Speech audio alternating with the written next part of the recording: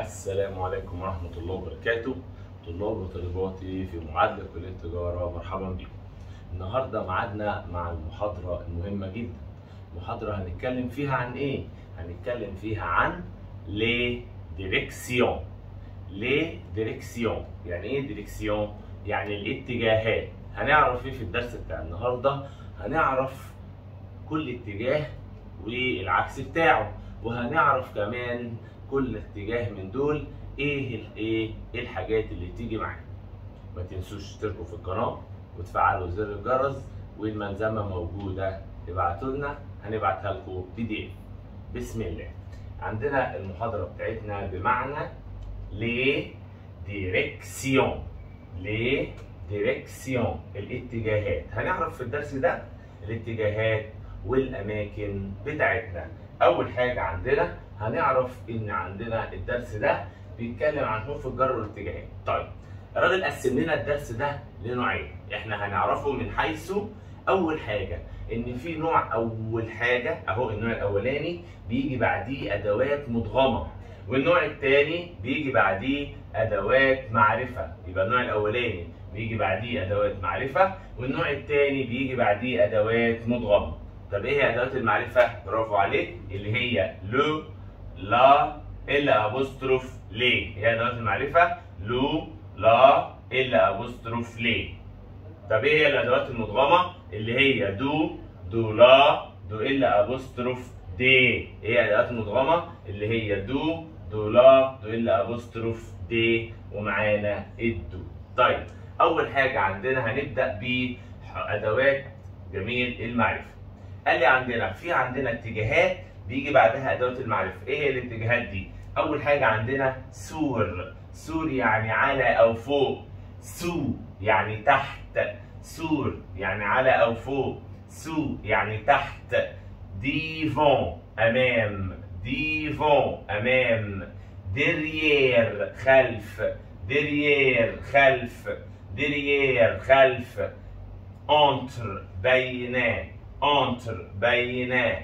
تاني يبقى عندنا النوع الاولاني حروف جر بيجي بعدها ادوات معرفه. مين هم؟ يلا معايا. سور ويسو. ديفون. ديريير. انتر.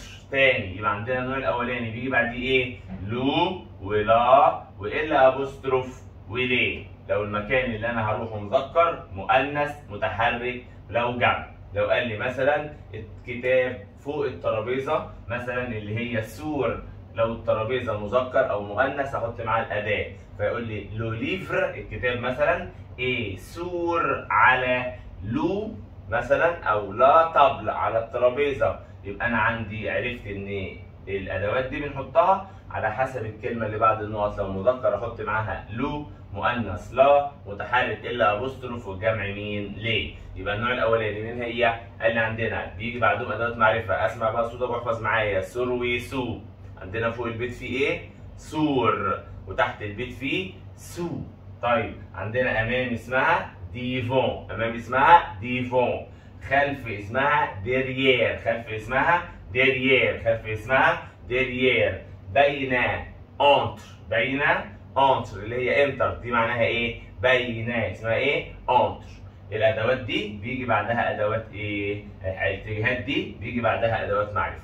رقم 2 قال لي عندنا بقى بيجي بعدهم ادوات مدغمه، ودول مهمين جدا. ليه؟ لان هم دايما هم الايه؟ اللي بيبقى فيهم حاجات كتير. طيب اول حاجه عندنا ايه هي الادوات المدغمه او الادوات المركبه زي ما بيقولوا؟ قال لي الادوات المدغمه اللي هي الدو، ماشي، دو لا، دو الا ابوستروف دي. ايه هما؟ دو، دو لا، دو الا ابوستروف دي، وبنحطهم على حسب الكلمه اللي بعد النقط. لو مذكر هنحط معاهم دو، مؤنث دو لا، متحرك دو الا ابوستروف. لو جمع مين؟ دي. لو جمع مين؟ دي. طيب عندنا بقى يا ريس ايه هم حروف الجر دول؟ زي ما انا عملتهم لك برضو عكس بعض. عندنا الاولانيه اسمها بري.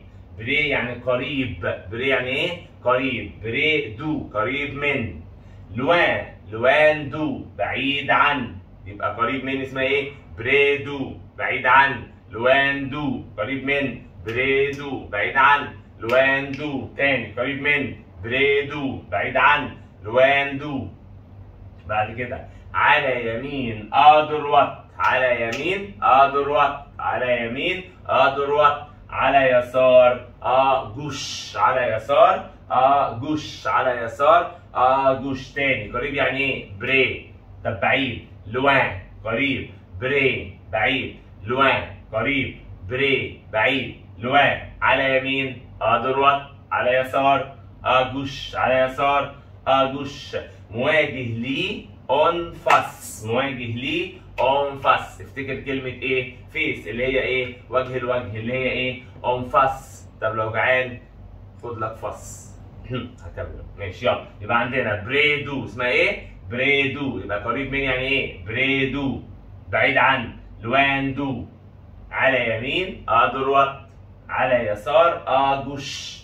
عندنا مواجه لي اون فاس، وبجانب اسمها اكوتي. اسمها ايه؟ اكوتي. اسمها ايه؟ اكوتي. اسمها ايه؟ اكوتي. طب يلا نسمع مع بعض. حد فاكر فوق يعني ايه؟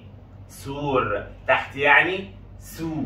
فوق يعني سور، تحت يعني سو. على يمين، لا مش على يمين، فوق يعني ايه؟ سور، تحت يعني ايه؟ سو. طب امام ديفون، امام ديفون. طب خلف ديريير. طب بين انتر. يبقى عندنا سور وسو، ديفون، ديريير، انتر. طيب تعالى نرجع تاني، بس حبيت افكرك. قال لي عندنا ايه الادوات المدغمه وايه الاتجاهات اللي تيجي معاها. تعالى يلا. قريب يعني ايه؟ بريدو. بعيد لوان، يبقى قريب من بريدو، بعيد عن لواندو. على يمين ادروات، على يسار اجوش. على يمين ادروات، على يسار اجوش. على يمين ادروات، على يسار اجوش. مواجه لي اون فاس، مواجه لي اون فاس. بجانب اكوتي، بجانب اكوتي، بجانب اكوتي. عندنا في المنتصف اسمها او ميو دو. اسمها ايه؟ او ميو دو. في وسط الايه؟ في الوسط. اسمها ايه؟ او ميو دو. في حاجه صعبه كده؟ يبقى انا عرفت النوع الاولاني بيجي بعديه ادوات معرفه، النوع الثاني بيجي بعديه ادوات ايه؟ مدغمه، اللي هي دو، دولاد، والا ابوستروف دي. تاني يبقى عندنا ايه هم الحروف الايه؟ جر او الايه؟ اتجاهات. احفظهم معايا 1 2 3. قريب يعني ايه؟ بري، بعيد لوان، قريب بري، بعيد لوان. على يمين ادروات، على يسار اجوش. مواجه لي اون فاس. وعندنا بجانب اسمها اكوتي، وفي الوسط او في المنتصف اسمها او ميو دو. وفي كلمة تانية اسمها اوكوا، معناها في الزاوية او في ايه؟ او في ركن. يبقى عندنا دول بيجي بعدهم ادوات المدغمة، ودول بيجي بعدهم ادوات الايه؟ المعرفة. يلا نسمعهم مع بعض 1 2 3. اللي بيجي بعدهم ادوات معرفة مين هم؟ طب ايه ادوات المعرفة؟ لو، لا، الا ابوستروف لي. هم لو، لا، الا ابوستروف لي. طيب رقم 2، ايه هي بقى ايه الاتجاهات اللي بيجي بعدها ادوات معرفة؟ سور يعني ايه؟ فوق. سو يعني ايه؟ تحت. ديفو يعني ايه؟ امام. ديريير يعني ايه؟ خلف. انتر يعني ايه؟ بين. بعد كده عندنا حروف او اتجاهات بيجي بعدها ادوات مدغمه. ايه هي؟ بريدو، قريب من. لواندو، بعيد عن. ادروات، على يمين. اجوش، على يسار. انفاس، مواجه لي. اكوتي، بجانب. اوميو يعني في الايه؟ في المنتصف. في حاجه صعبه كده؟ في عندنا كلمتين مهمين جدا. كلمه اسمها ماذا يعني؟ يعني انا بقول لك ايه؟ يعني ايه كلمه على اليمين؟ الكلمه دي كلمه اسمها سينيفي. اسمها ايه؟ سينيفي. كلمه سينيفي معناها يشير الى او يعني كذا. طيب يبقى الكلمه دي اهي اسمها ايه؟ سينيفي. رقم 2 عندنا محترم كلمة اسمها ايه؟ اوبوزي. كلمة اسمها اوبوزي معناها عكس او ضد. فانا هقول لك ايه هو اللي عكس مثلا على اليمين؟ تقول لي الشمال. ايه هو اللي عكس على الشمال؟ اللي هو على اليمين. ايه هي عكس كلمة فوق؟ يبقى تحت. يبقى عندنا كلمتين بالابيض اهي. اوبوزي. اوبوزي معناها عكس، وسينيفي يعني ايه؟ تشير الى. في معنى كلمة تانية اسمها جو سوي دور. كلمة جو سوي دور يعني أنا بره في الخارج. جو سوي دور أنا في الخارج. عكسها جو سوي ديدون يعني أنا فين؟ في الداخل. جو سوي ديدون أنا أكون في الداخل. جو سوي دور أنا أكون فين؟ في الخارج. يبقى ده الحروف الجر والاتجاهات. طب جات لي ازاي في الامتحان او جات لي ازاي في الكتاب لما نيجي نشرحها؟ قال لي عندنا اول حاجه لما باجي اوصف لك الطريق واقول لك الاتجاهات، ايه اول حاجه بقولها لك؟ بقول لك على طول، صح كده؟ ها بتقول لي انا عايز اروح النادي السينما، بقول لك ايه؟ امشي على طول. طب بقولها لك ازاي؟ بقولها لك بثلاث اشكال. اول حاجه فا يعني اذهب. فا يعني ايه؟ اذهب، اللي هي بتساوي مارش يعني ايه؟ امشي. يبقى فا يعني ايه؟ اذهب. او اللي يعني ايه؟ اذهبوا. اللي يعني ايه؟ اذهبوا. اللي يعني ايه؟ اذهبوا. طب الثالثه اسمها ايه؟ اسمها ايه؟ كونتينيي، اكملوا او استمروا.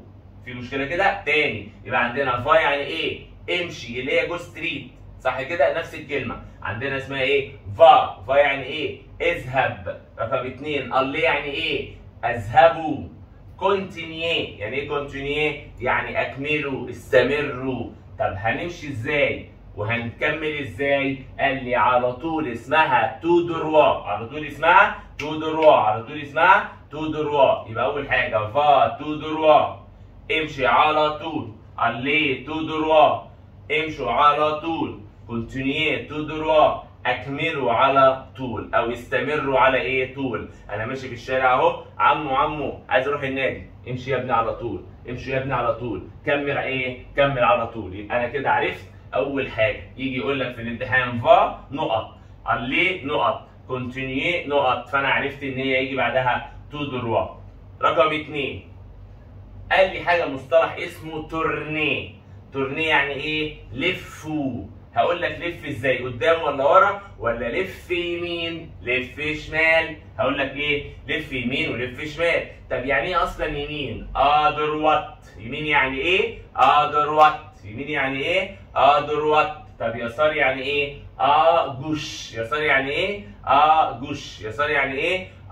جوش. تاني يبقى عندنا لف يعني ايه؟ تورني. لف يعني ايه؟ تورني. على اليمين دروت، على اليسار جوش. على اليسار جوش.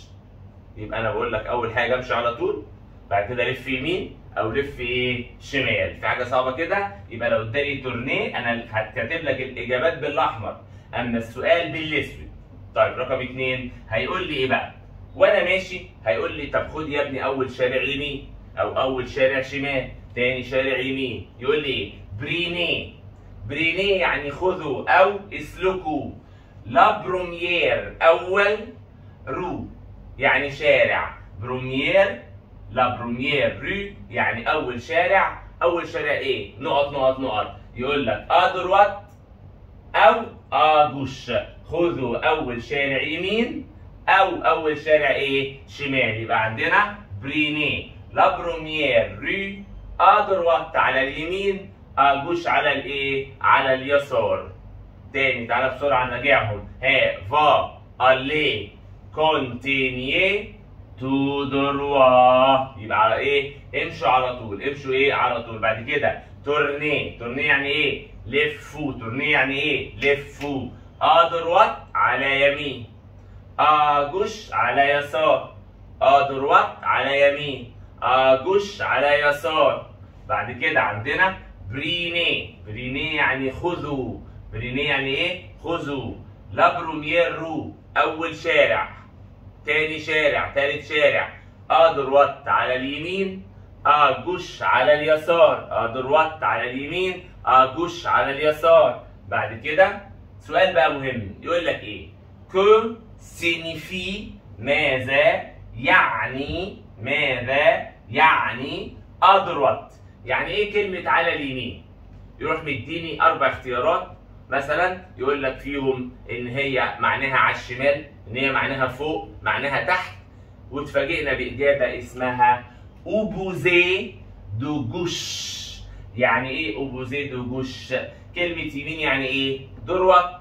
طب عكسها كلمه اسمها شمال. يبقى قال لك اهي اوبوزي عكس كلمه ايه؟ الشمال.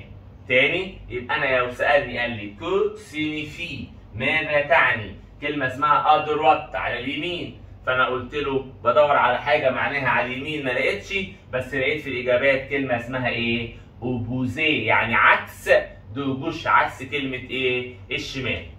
طيب الاماكن بتاعتنا بقى، قال لي الاماكن بتاعتنا خلي بالك فيها ليو بابليك، الاماكن العامه، صح كده؟ الاماكن العامه اللي هي زي النادي والمسرح والسينما والحاجات دي، وفي اماكن مش عامه زي البيت اللي هو لا ميزون، ده مكان مش عام. حبيت بس اعرفك من الاول ان ايه الكلمه دي علشان تفضل فاكرها لما يجي عليها سؤال. قال لك عندنا الاماكن اسمها ليليو، الاماكن اسمها ليليو. تعال نشوف.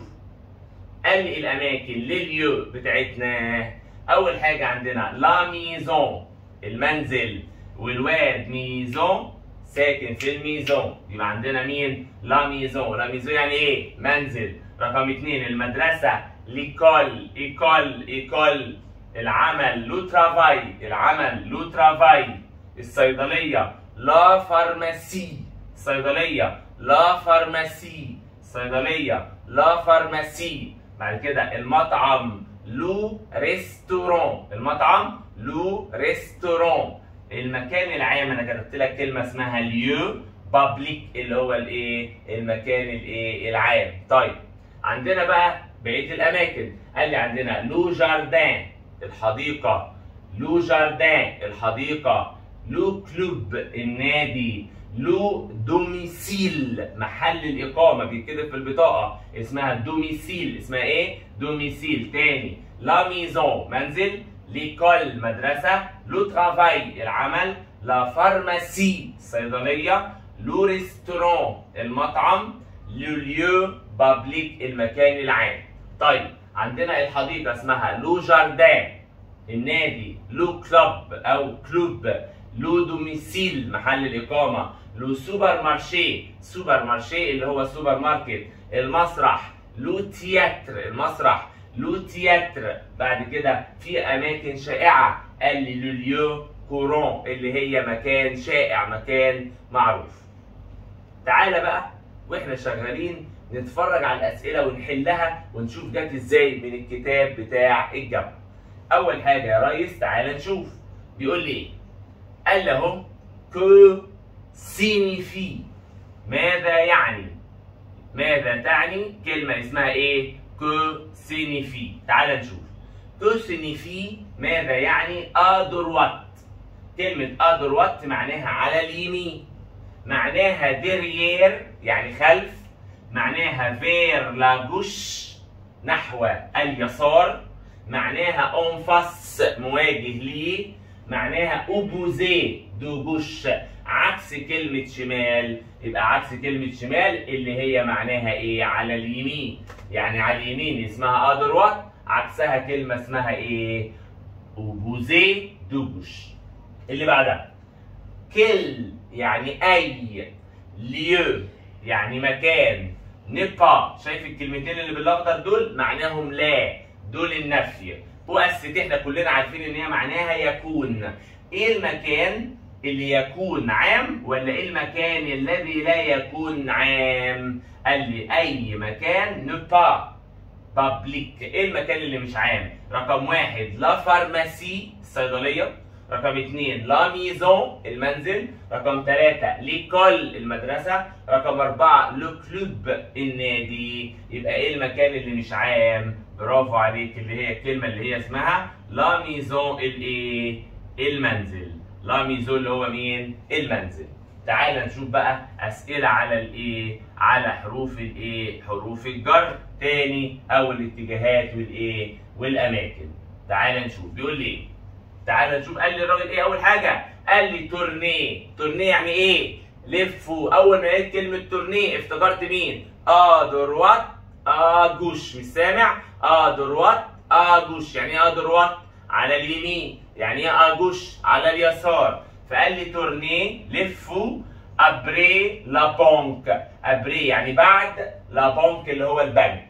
لفوا ديفون امام بعد البنك، لفوا خلف دريير بعد البنك، لفوا سو تحت بعد البنك، ولا تورني ادروات على اليمين بعد البنك؟ اخترت مين؟ تورني ادروات. اسمها ايه؟ تورني ايه؟ ادروات. يعني ايه تورني ادروات؟ لفوا على اليمين. تعالى اللي بعدها. بريني يعني خذوا، اسلكوا. لا دوزيام يعني تاني. ري شارع، هاخد تاني شارع ايه؟ قدام ولا خلف ولا على اليمين وعلى الشمال؟ برافو عليك. يبقى عندنا كلمة شارع هيجي بعدها ايه؟ هيجي بعدها ادروات واجوش. فقال له تورني، لا انا اسف، بريني لا دوزيام ري يعني خذوا تاني شارع. تو دروا على طول، ولا اجوش على اليسار، ولا اوميو في المنتصف، ولا ديفو امام؟ هناخد مين؟ تاني شارع اجوش. كلمة اجوش يعني ايه؟ على اليسار. اجوش يعني ايه؟ على اليسار. السؤال اللي بعديه. كو سينيفي، ماذا تعني كلمة اسمها لوان دو؟ لوان دو يعني ايه؟ يعني بعيد عن. يعني ايه كلمة بعيد عن؟ الأولى ديريير يعني خلف، الثانية فير لا جوش يعني ايه فير لا جوش؟ نحو اليسار، ولا انفاس امام، ولا اوبوزي دو بري يعني عكس كلمة قريب من. يبقى كلمة لوان دو يعني ايه؟ قريب من. عكسها ايه هي؟ بعيد عن، اللي هي اسمها ايه؟ اوبوزي دو بري دو يعني عكس كلمة قريب من، عكسها ايه؟ بعيد عن. يبقى السؤال مهم. كو سينيفي، ماذا يعني الكلمة التالية؟ السؤال اللي بعديه. كونتينيو. ايه ده؟ انا عارف السؤال ده، انا قلت لك في عندنا 3 حاجات، ايه هما؟ فا، تورني، يعني فا يعني ايه؟ اذهبوا. اللي فا يعني اذهب، اللي اذهبوا. وكونتينيي اكملوا. بنمشي ازاي؟ امشي على طول. يبقى كونتينيي سور فوق، ولا سو تحت، ولا ديفون امام، ولا تو دروا على طول. يبقى عندنا كونتينيي تو دروا. يعني ايه كلمة تو دروا؟ يعني على طول. تو دروا يعني ايه؟ على طول. تو دروا يعني ايه؟ على طول. تعالى نكمل. يبقى عندنا لما قال لي تورني لفوا قلت له ادروات على اليمين او على الشمال. لما قال لي بريني لا دوزيام رو خذوا تاني شارع يا اما على اليمين يا على اليسار، قال لي اجوش. لما قال لي كوسيني في، ماذا تعني كلمة بعيد عن؟ قلت له عكس كلمة قريب من، اللي هي اوبوزي دو بري دو. لما قال لي كلمة اسمها كونتينيو اكملوا، قلت له ان هي قريبة من كلمة اسمها فا اذهب، اللي اذهبوا، مارش امشي، وكونتينيو معناها اكملوا اللي هي تو دروا. يعني ايه تو دروا؟ يعني على ايه؟ على طول. تعالى السؤال اللي بعديه. السؤال اللي بعديه نشوف بيقول ايه. سؤال رقم 7. لا فونتين، النافورة. لا فونتين ايه او نقط لا بلس. جميل. قال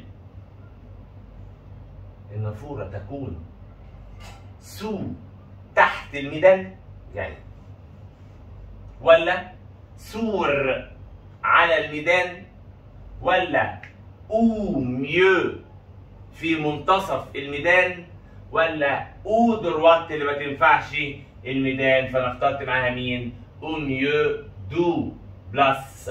اللي بعدها تاني. يبقى لا فونتين تكون او بتيجي مع مين؟ قال لي او بتيجي مع سو لا، سور لا، دروات لا. اخترت معاها ايه؟ او ميو اللي هي معناها في المنتصف. معناها فين؟ في المنتصف. السؤال اللي بعديه. قال لي لا بوست. لا بوست يعني ايه؟ يعني البوسطة. لا بوست يعني الايه؟ البوسطة. تعال نشوف. البوسطة تكون. البوسطة ايه؟ تكون. بتكون ايه؟ قال لي لا بوست ايه؟ نقط لا بولونجيري. البوسطة تكون نقط الفرن. فانا بصيت على الاختيارات لقيت عندي بري والوا وديفون واكوتي. طب كلهم ينفعوا. طب الاولى معناها قريب من الفرن، بعيد الفرن، امام الفرن، جنب الفرن. طب اعمل ايه هنا؟ افتكرت اول محاضره لما قلت لك ان في عندنا اتجاهات بيجي بعدها ادوات معرفه، واتجاهات بيجي بعدها ادوات مدغمه.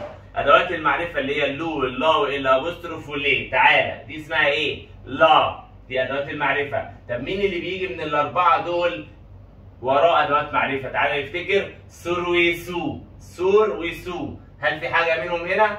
لا. ديفون ديريير. ديفون لا اهي. ديفون يعني ايه؟ امام. ديفون يعني ايه؟ امام. خلاص كده؟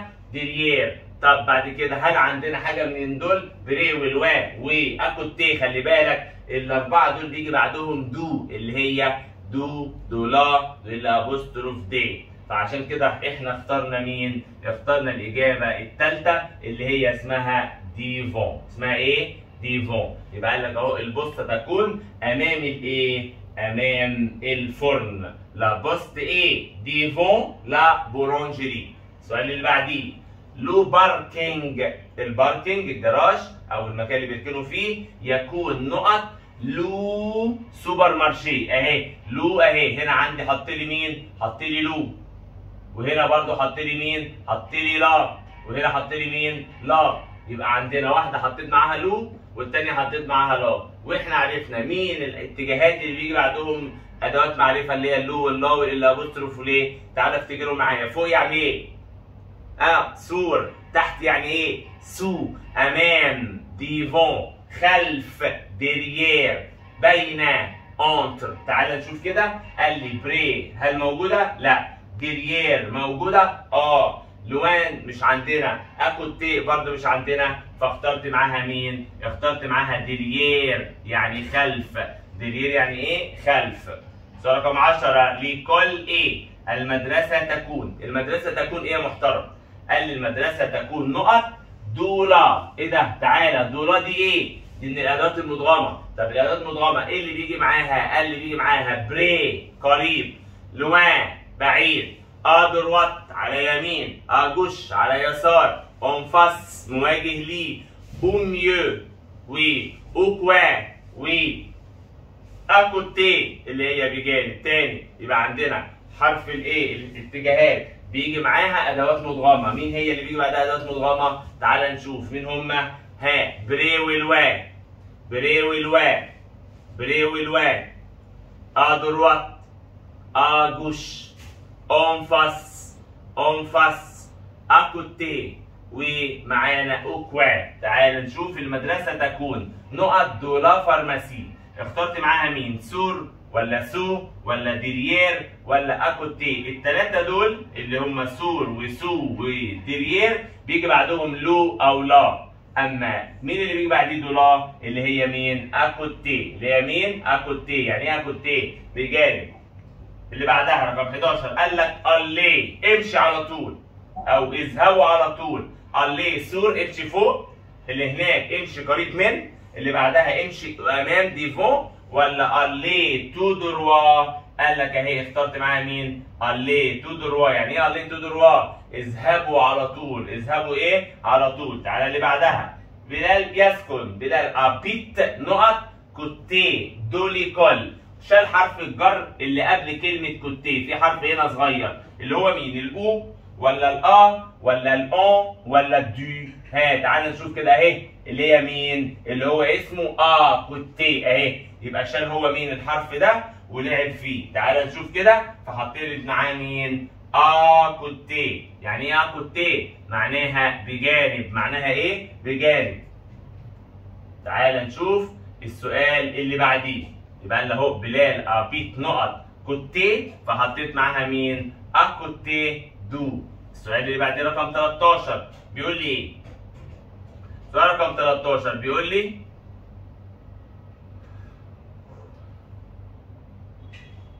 قال لي عندنا نقط ميو اللي هي في المنتصف بيجي معاها او ولا ولا ان ولا دو. قال لك نقط ميو بيجي معاها مين؟ برافو عليك، بيجي معاها او. بيجي معاها مين؟ او ميو دو. معناها في المنتصف. اللي بعدها قال لي عندنا لو كافيه ايه؟ الكافيه القهوه تكون نقط فاس دو سينما تكون او فاس ولا افاس ولا اون فاس ولا دو. حطيت معاها مين؟ اون فاس اللي هي معناها مواجه لي. اللي بعدها ليكول كومونس، المدرسة هتبدأ. المدرسة بتبدأ. قال لك نقط الساعة 8. يبقى خلي بالك افتكر الساعة بتاخد الساعة بتاخد اللي هي الإجابة الأخيرة اللي هي مين؟ اللي هي مين؟ اللي هي اهي 8h. ليكول كومونس نقط 8h، الساعة بتبدأ الساعة 8. السؤال الأخير أو ستروف، أين تقع أو أين يقع؟ لا بولونجري، هو فين الفرن؟ أين يقع الفرن؟ أول حاجة أبوار يعني الشرب، ولا أجوش على اليسار، ولا سور ليكول فوق المدرسة، ولا دون لا دروات في اليمين؟ قال لك اخترت الإجابة اللي هي اسمها أجوش. أجوش يعني إيه؟ على الإيه؟ على اليسار. وبكده نكون خلصنا محاضرة الاتجاهات. محاضرة جميلة جدا محتاجة حفظ كلمات اللي احنا قلنا عليها، اللي هي قسمناها نوعين. قلنا ان في اتجاهات بيجي بعدها ادوات معرفة، واتجاهات بيجي بعدها ادوات مدغمة. اللي بيجي بعدهم ادوات معرفة مين هما؟ اللي هما سور وسو، ديفون، ديريير، انتر. طب اللي بيجي بعدهم الادوات المدغمة مين؟ اللي هما بري يعني قريب، لوان يعني بعيد، ادروات على يمين، اجوش على يسار، اونفاس يعني مواجه لي، اكوتي بجانب، واوميو معناها في المنتصف، واوكوان معناها في زاويه او في ركن. وعرفنا كلمه اسمها اوبوزي. اوبوزي يعني ايه؟ يعني عكس. وعرفنا كلمه اسمها سينيفي معناها تعني او تشير الى. عرفنا انك لو عايز تمشي على طول هتعمل ايه؟ هقول لك فا اذهب، اللي اذهبوا، كونتينيي اكملوا، مارش امشوا، تو دروا. يعني ايه كلمه تو دروا؟ يعني على طول. عندنا لو انت هتلف يمين او هتلف شمال اللي هي تورني ادروات، تورني اجوش. كمان عرفنا لو هتاخد اول شارع يمين او شمال بريني، لا بروميير ري اول شارع ادروات او ايه؟ او جوش. ذاكروا كويس وما تنسوش تشتركوا في القناه وتفعلوا زر الجرس. الى اللقاء.